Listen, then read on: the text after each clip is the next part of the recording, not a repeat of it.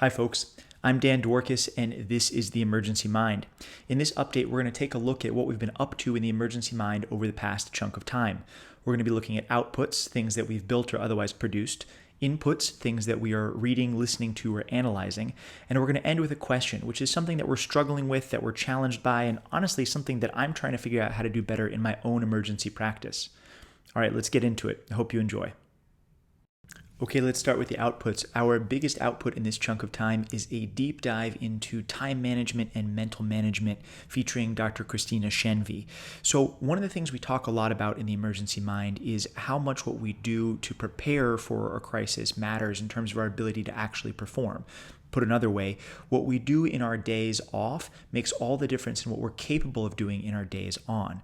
But finding the time and space to do the deep and intelligent work it takes to train, to prepare, that doesn't happen by accident.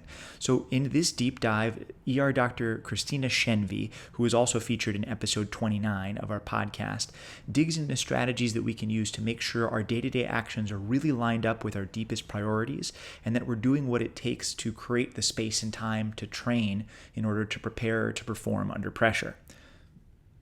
Okay, next up is inputs, and our two big inputs this time are a series of podcasts. So the first is an episode of the How To podcast with Charles Duhigg, and it's called How to Win Arguments Like a Hostage Negotiator. And this episode features Chris Voss, who's a former FBI hostage negotiator and a well-known author, and in this case he's talking to a former bomb squad expert.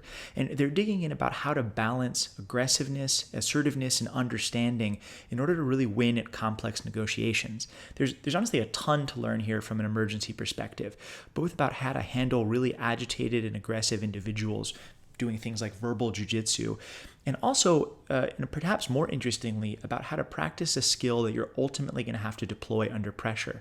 There's a lot in here about how to gradually turn on the heat on something you're practicing to get it ready for real-time use. The second episode is an episode of The Knowledge Project by Shane Parrish, and in this case it features Randall Stutman, and it's called The Essence of Leadership.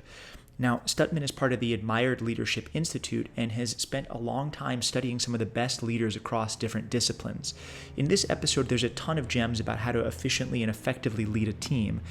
In my mind, one of the most interesting of these is the idea of generating balanced feedback, which goes beyond the traditional approach of a feedback sandwich to create an actual balance between the positive and negative types of feedback you're giving somebody, which really enables them to hear it in a better way and potentially even want to take your feedback more to heart.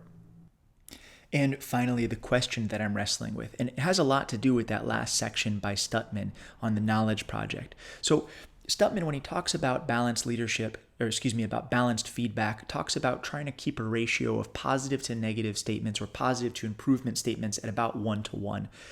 Now, there's another theory out there, somewhat from the positive psychology world, that talks about the Losada ratio. And basically that says you want to try to keep the ratio of positive to negative or positive to constructive statements at 3-to-1 or higher. Basically 3 positive statements for every 1 negative statement that you give. And some groups feel like there's some evidence that delivering feedback or delivering criticism in that 3-to-1 ratio makes a big difference in terms of people's ability to process what you're saying and sort of the longevity and resilience of that relationship. Now, that 3-to-1 ratio is also somewhat contested. So here's my question. As a leader of a team designed to function under pressure, what is the best way to give constructive feedback to my team members? Should it be a 1-to-1 balanced ratio? Should it be a Losada-esque 3-to-1 ratio? Or does it even matter at all? So what do you do? How do you give feedback to members of your team? And how do you measure if that works? If you have any ideas, I would absolutely love to hear it. Well, that about does it for this update. I hope you enjoyed. If you have any comments or suggestions, if you want to hear more of one thing or another, please either leave a comment or email me directly. You can find me at dan@emergencymind.com.